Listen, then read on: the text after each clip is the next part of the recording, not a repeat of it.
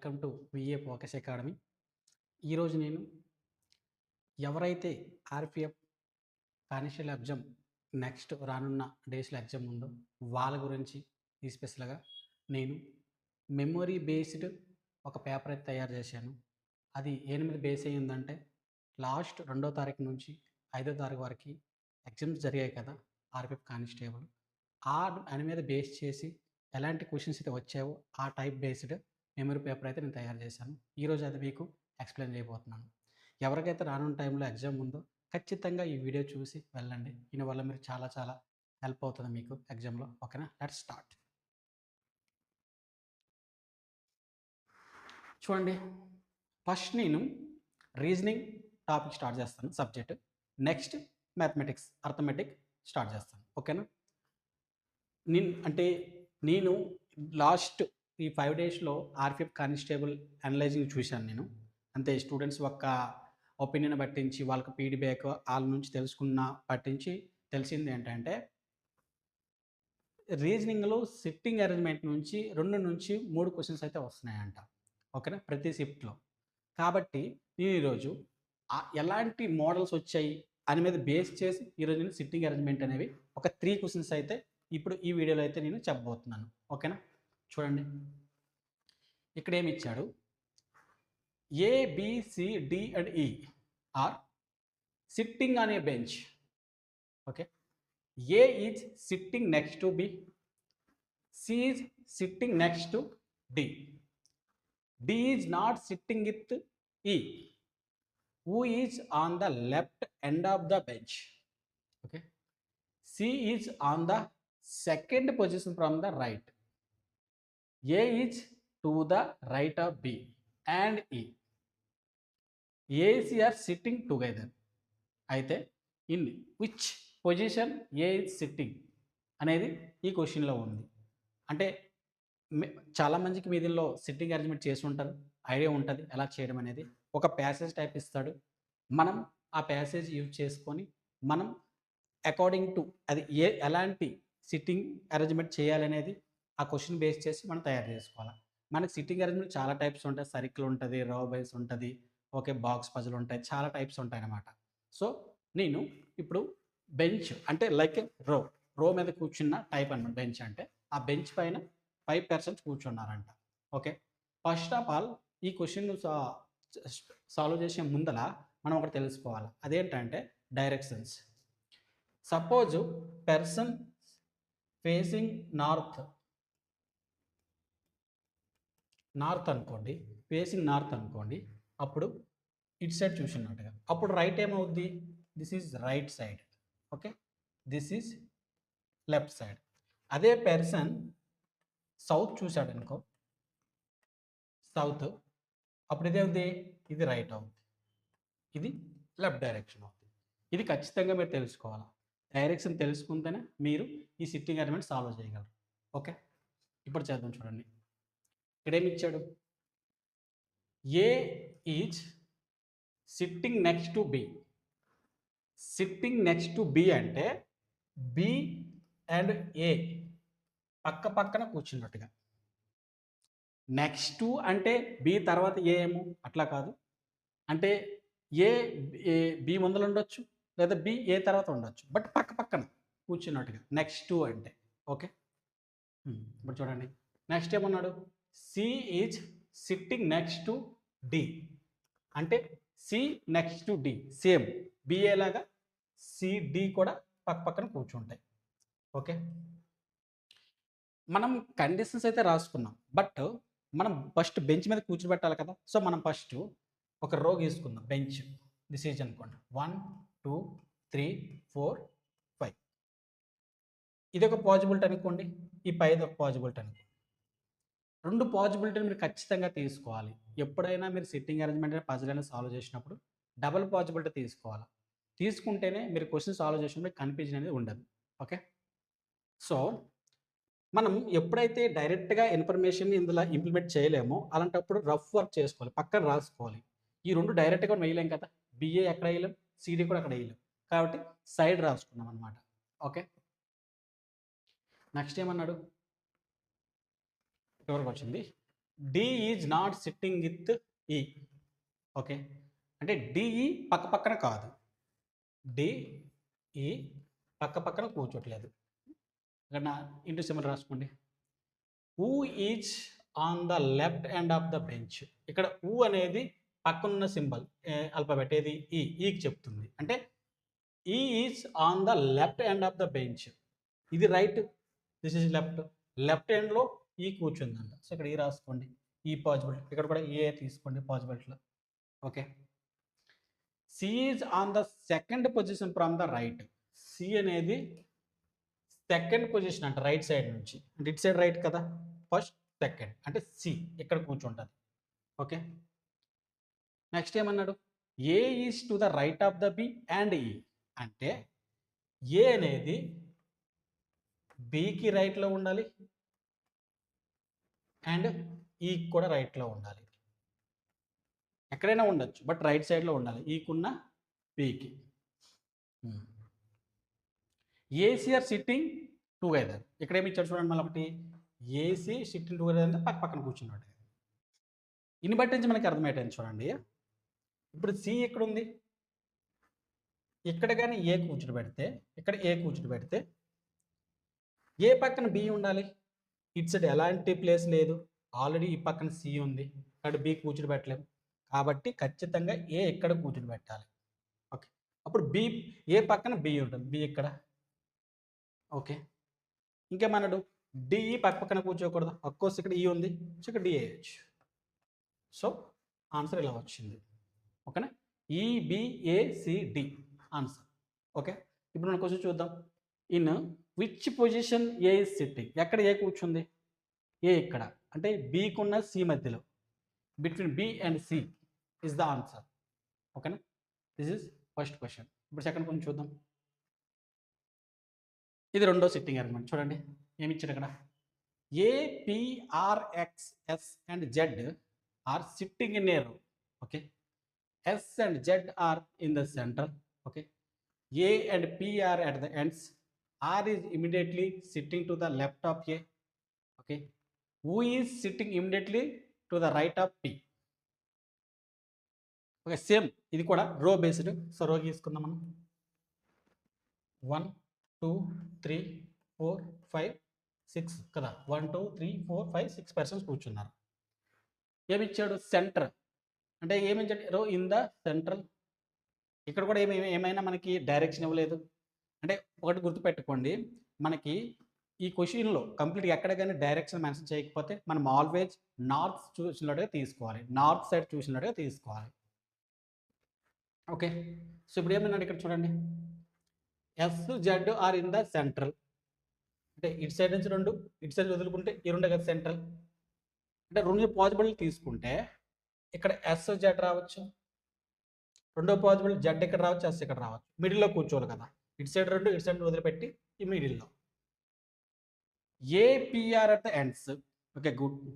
అంటే ఏపి ఈ రెండు ఎండ్స్లో కూర్చుంటాయండి, ఏపి. ఇంకా మనకి కన్ఫర్మేషన్ రాలేదు కాబట్టి ఇలా రాసుకున్నాం. R at the ends. R is immediately sitting to the left of the A.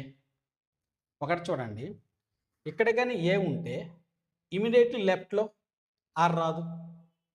ఏమిచ్చాడు, sorry, are is immediately అయితే left of the A. Of course ఇక్కడ కానీ ఏ ఉంటే ఇమీడియట్ లెఫ్ట్లో ఎవరు లేరు కాబట్టి ఇక్కడ ఏ ఉండదు. కాబట్టి ఇక్కడ ఓన్లీ పి ఉంటుంది, ఇక్కడ ఓన్లీ ఏ ఉంటుంది. ఇప్పుడు ఏమన్నాడు, R is immediately sitting left of the A కాబట్టి ఆర్ ఇక్కడ రాసుకోవాలి. ఓకే, ఇంకేం మిగిలింది మనకి, ఎక్స్ మిగిలింది. సో ఇక్కడ ఎక్స్ వేసుకోండి. సో ఆన్సర్ ఏంది, PXSZRA ఆన్సర్. అంతే వచ్చింది. సో మనం ఇప్పుడు ఏం చేయాలి, క్వశ్చన్ సాల్వ్ చేయాలి. ఏమి ఇచ్చాడు ఇక్కడ, who is sitting immediately the right of P. పీకి ఇమీడియట్లీ రైట్లో ఎవరు కూర్చున్నారు, అఫ్కోర్స్ ఎక్స్. సో ఆన్సర్ ఏంది, X. Okay, so answer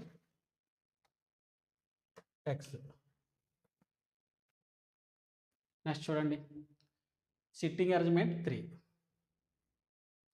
PQRSTUV are 7 friends and are sitting in a circle facing the center. చూడండి, ఫేసింగ్ ద సెంటర్. సపోజ్ ఇది circle అనుకోండి. Facing the centre అంటే suppose 7 persons ఇట్లా ఇలా అనుకోండి. అంటే సెంటర్ చూస్తున్నారంటే ఇన్సైడ్ చూస్తున్నాడు. ఇన్సైడ్ అంటే ఇది లెఫ్ట్, ఇది రైట్. ఓకే, అది గుర్తుపెట్టుకోండి. ఓకే, ఇక్కడ చూద్దాం. ఇప్పుడు ఫస్ట్ సర్కిల్ తీసుకుందాం. ఓకేనా, సర్కిల్ 7 పర్సన్స్ కదా. ఫస్ట్ ఆపోజిట్లో రాసుకోండి. 6 పర్సన్స్. దిస్ పర్సన్కి ఇది ఆపోజిట్లో ఉన్నాడు, ఇతర పర్సన్స్ ఆపోజిట్లో ఉన్నాడు.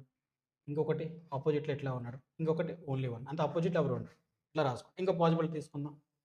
ఓకే, 1 2 3 4 5 6 7.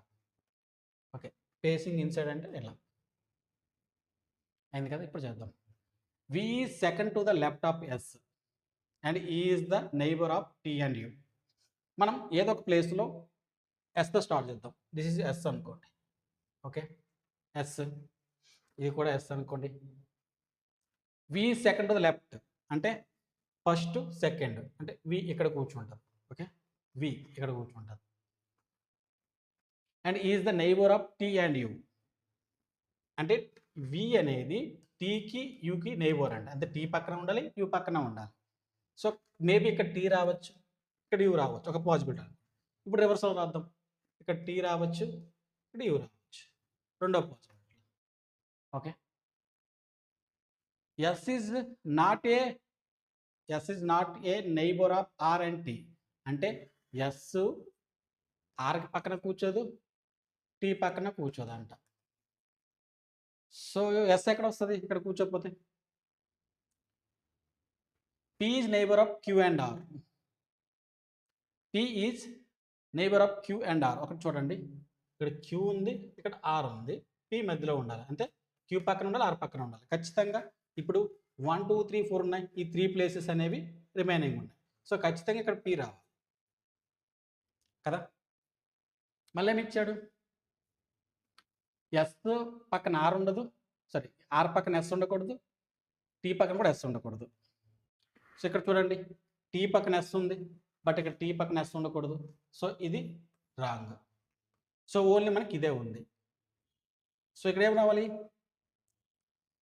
ఆర్ ఇక్కడ రాదు, ఎందుకంటే ఎస్ పక్కన ఆర్ రాకూడదు. సో ఆర్ ఇక్కడ వస్తుంది, క్యూ ఇక్కడ వస్తుంది, పి ఇక్కడ వస్తుంది. So solve. ఏమడిగాడు? Which of the following is correct? ఏది కరెక్ట్ అకార్డింగ్ టు పజల్? అంతే, సిట్టింగ్ అరేంజ్మెంట్ చేసాం కదా. This diagram. Q is between P and S అంట. పికున్న ఎస్ మధ్యలో క్యూ ఉందా? అవును, S right. S is between U and P. S between U and పిలో ఉందా? లేదు. బిట్వీన్ అయితే లేదు, ఇద్దరైతే ఉన్నారు. T sits immediately right of V. T immediately right of V అంట. నో, లెఫ్ట్లో ఉంది, కాదు. ఇది కాదు, ఇది కాదు. U is sitting immediately left of V. లెఫ్ట్లో ఉందా? రైట్లో ఉంది యూ అనేది వికి. సో ఇది కూడా కాదు. సో ఫస్ట్ ఇది రైట్. ఓకే, ఇలా. నెక్స్ట్ క్వశ్చన్ చూద్దాం. మీకు అదే ఇప్పుడు సెకండ్ టైప్ ఏమొచ్చిందంటే ఎగ్జామ్స్లో వర్డ్ అనాలజీ వచ్చింది. వర్డ్ అనాలజీలో ఏంది? క్వశ్చన్ చూద్దాం చూడండి. బుక్ ఆథర్, సాంగ్ ఏంటి? బుక్ ఎవరు తయారు చేస్తారు? ఆథర్ చేస్తాడు. సాంగ్ ఎవరు కంపోజ్ చేస్తారు? కంపోజర్. సో ఆన్సర్ ఏంది? కంపోజర్. క్వశ్చన్ 2 చూడు, సేమ్ వర్డ్ అనాలజీలోనే. Complete the analogy. డాక్టర్ హాస్పిటల్లో ఉంటాడు, టీచర్ ఎక్కడ ఉంటాడు? క్లాస్ రూమ్లో. నో, స్కూల్లో. ఎందుకంటే హాస్పిటల్ ఒక రూమ్లో డాక్టర్ ఉండడానికి ఏం లేదు కదా. హాస్పిటల్లో ఒక రూమ్ ఉంటుంది. సో టీచర్ అనేవాడు కూడా స్కూల్లో ఉంటాడు. సో స్కూల్లో. ఓకే, నెక్స్ట్ చూడండి, సిలోజం. ఇది ఈ టైప్ కూడా వచ్చింది. ఇది చేద్దాం ఇప్పుడు. ఇక్కడ ఏమి ఇచ్చాడు? Statement 1 statements. All roses are flowers. All roses are flowers. Okay, some flowers are red. Some flowers red అంట, ఆర్ఈడి. ఓకే, ఇలా. ఫస్ట్ ఇలా గీసుకోవాలి మనం. మీరు అంతో కొంత మీకు సిలోజియం ఐడియా ఉండి ఉంటుంది. అందుకే నేను డైరెక్ట్‌గా చెప్తున్నా. ఒకవేళ మీకు బేసిక్ కూడా రాకపోతే నేను ఆల్రెడీ నా యూట్యూబ్ ఛానల్‌లో సిలోజియం మీద 2 వీడియోస్ అప్‌లోడ్ చేశాను. మీరు చూడండి. బేసిక్ నుంచి చెప్పాను. మీకు ఈజీగా అర్థమవుద్ది. ఓకేనా? అయితే ఇక్కడ చూడండి. ఏమన్నాడు కన్‌క్లూజన్‌లో? Some roses are red. ఇక్కడ రోజెస్ ఉంది. ఇక్కడ రెడ్ ఉంది. ఇక్కడ రోజెస్ ఉంది. ఇక్కడ రెడ్ ఉంది. డైరెక్ట్‌గా ఎలాంటి రిలేషన్ లేదు. అలాంటప్పుడు మీరు డైరెక్ట్‌గా ఒక స్టేట్మెంట్ కన్‌క్లూజన్ చెప్పలేరు. అదేందండి? Some roses are red. ఇక్కడ ఎలాంటి ఇన్ఫర్మేషన్ లేదు కదా! ఇక్కడుంది, ఇది ఇక్కడుంది. సో, డైరెక్ట్‌గా సమ్ రోజెస్ రెడ్స్ అవుతావని చెప్పలేము. ఏదైనా ఇన్ఫర్మేషన్ ఉంటే అప్పుడు మనం చెప్పగలం డైరెక్ట్‌గా. అక్కడ మేబీ పాజిబిలిటీ మెన్షన్ చేస్తే అయ్యింది. ఏమిచ్చుంటే there are some roses maybe red అట్లా ఇచ్చుంటే పాజిబిలిటీ ఇచ్చుంటే అయ్యింది. బట్ డైరెక్ట్‌గా ఉందని చెప్పలేమనమాట. సో, స్టేట్మెంట్ 1 కాదు. ఇంకోటేమిచ్చాడు? ఆల్ రెడ్ ఆర్ ఫ్లవర్స్ అంట. ఇది కూడా చెప్పలేం. ఇప్పుడు ఈ పార్ట్ అయితే రెడ్ ఫ్లవర్స్ అయింది. బట్ రిమైనింగ్ పార్ట్ అవుతలేదు ఎలా చెప్పగలం? అంటిల్ అక్కడ ఏదైనా ఇన్ఫర్మేషన్ ఉండాలి. ఇన్ఫర్మేషన్ లేదు. కాబట్టి ఇది కూడా రాదు. ఓకే. మనం ఇప్పుడు ఏం తెలుసుకోవాలి? ఎయిదర్ ఆర్ కేస్ అవుద్దా లేదా చూడాలి. ఎయిదర్ ఆర్ అవుద్దా లేదని నేను 3 కండిషన్స్, 3 రూల్స్ నేర్పించాను నా సిలోజియం వీడియోస్‌లో. అందులో రూల్ 1 ఏంటంటే ఫస్ట్ 2 కన్‌క్లూజన్ రాంగ్ అయ్యి ఉండాలి. రాంగ్ అయింది. 2 కన్‌క్లూజన్‌లో సేమ్ ఎలిమెంట్ గురించి ఇన్ఫర్మేషన్ ఉండాలి. అంటే సపోజ్ ఇక్కడ రోజెస్ రెడ్ ఉందంటే ఇక్కడ కూడా రోజెస్ రెడ్డే ఉండాలి. బట్ ఇక్కడ ఏమి ఇచ్చాడు? రెడ్ ఫ్లవర్స్ ఇచ్చాడు. ఇక్కడ రోజెస్ రెడ్స్ ఇచ్చాడు. సో, డిఫరెంట్ కాబట్టి ఇది ఎయిదర్ ఆర్ కాదు. Okay. Neither nor answer. Neither conclusion 1 nor 2 follow. Okay. Next చూడండి సిలోజియం మాట. No cat is dogs. Okay. All dogs are animals. ఇది స్టేట్మెంట్స్. ఇప్పుడు కన్క్లూజన్కి వెళ్దాం. No cats are animals. ఇప్పుడు నో క్యాట్ ఆర్ ఎనిమల్ అనేది చెప్పలేం. ఎందుకు? ఇప్పుడు ఈ పార్ట్ అయితే కాదు. ఖచ్చితంగా క్యాట్ కాదు. రిమైనింగ్ ఈ పార్ట్‌లో క్యాట్ ఉండొచ్చు కదా! పూర్తిగా లేదని ఎలా చెప్పగలం? డైరెక్ట్‌గా చెప్పలేం. అక్కడ ఇన్ఫర్మేషన్ ఖచ్చితంగా ఉండాలి. అప్పుడు మాత్రమే డైరెక్ట్‌గా చెప్పగలం. అక్కడ ఏమీ లేదని. సో, ఈ పార్ట్ అయితే కాదు. బట్ ఈ పార్ట్ అయితే అవుద్ది కాబట్టి మనం డైరెక్ట్‌గా క్యాట్స్, యానిమల్స్ కావని చెప్పలేము. సో, ఇది wrong. Some animals are not cats. Some animals cats కావంట. అవును. కావు. ఎందుకంటే ఈ పార్ట్ డాగ్స్ అనేవి యానిమల్స్ ఉన్నాయి. ఈ డాగ్స్ అనేవి క్యాట్స్ కావు. ఈ యానిమల్స్‌తో పార్ట్ కదా! ఈ పార్ట్ క్యాట్ కాదు. సో, ఖచ్చితంగా some animals are not cats. Okay. ఈ పార్ట్ క్యాట్స్ కావు కాబట్టి సమ్ యానిమల్స్ అయితే క్యాట్స్ కావు. Okay. So, only 2 follows. Okay. ఇప్పుడు చూడండి. Number series. ఇప్పుడు మనం ఏవైతే రెండో తరగతి నుంచి ఎగ్జామ్స్ అవుతున్నాయో అందులో నంబర్ సిరీస్ కూడా వచ్చింది. చూడండి. నంబర్ సిరీస్ ఏమిచ్చాడు? 2, 6, 12, 20, 30. మనం ఈ క్వెషన్ సాల్వ్ చేసే ముందల ఫస్ట్ గ్యాప్ చెక్ చేసుకుందాం. గ్యాప్ ఎంత ఉంది? 4 ఉంది. గ్యాప్ ఉంది 6, 8, 10. అంటే 2, 2 యాడ్ అయిపోతుంది చూడండి. 4కి 2 యాడ్ చేస్తే 6, 6 2 యాడ్ చేస్తే 8, 8 2 యాడ్ చేస్తే 10, 10 2 యాడ్ చేస్తే 12. సో, 12 ప్లస్ 30 ఎంత? 42. ఆన్సర్ 42. ఓకే. నెక్స్ట్ చూడండి question 2. What is the missing number of the series? A number miss అయింది చూడండి. ఇది 3కి డబల్ 9 చూడండి. 3కి డబలా కాదు. 3 ఇంటూ 3 3 టైమ్స్ ఉంది 9. So, 3 into 3 9. చూడండి 9కి 3 టైమ్స్ 27 ఇంటూ 3. 27కి 3 times 81 3 times. అది కూడా 3 టైమ్స్ అవుతుంది. ఎంత అవుద్ది? 24, 3. సో, ఆన్సర్ ఏంది? 243 ఆన్సర్. ఓకే. ఇప్పుడు చూడండి సింపుల్ ఇంట్రెస్ట్. ఇప్పుడు మనం అర్థమెటిక్స్ స్టార్ట్ చేద్దాం. మ్యాథమెటిక్స్. ఓకే. మ్యాథమెటిక్స్‌లో ఏమొచ్చింది? ఎలాంటి టైప్ క్వెషన్స్ వచ్చాయి? ఫస్ట్ సింపుల్ ఇంట్రెస్ట్‌లో చూద్దాం. A principal amount of 5,000 is invested at a simple interest rate of 8%. Okay, rate of 8% per annum. What is the interest earned after 3 years? అంతే ఇక్కడ principal amount ఎంత ఇచ్చాడు 5,000. Rate of interest 8%. Time 3 years. అయితే మనకేం అడిగాడు interest ఎంత వచ్చింది అడిగాడు. సో ఇంట్రెస్ట్ పాయింట్ అవుట్ చేయాలి. సింపుల్ ఏం చేస్తాం 1 ఇయర్కి 8% అయితే 3 ఇయర్స్కి ఎంత అవుద్ది 24%. 1 ఇయర్కి 8%, 3 ఇయర్స్కి ఇంటూ 3 అంటే 24%. సో 24% ఇంట్రెస్ట్ వచ్చింది. ఇది అందులో తీసుకోవాలి 5,000లోట.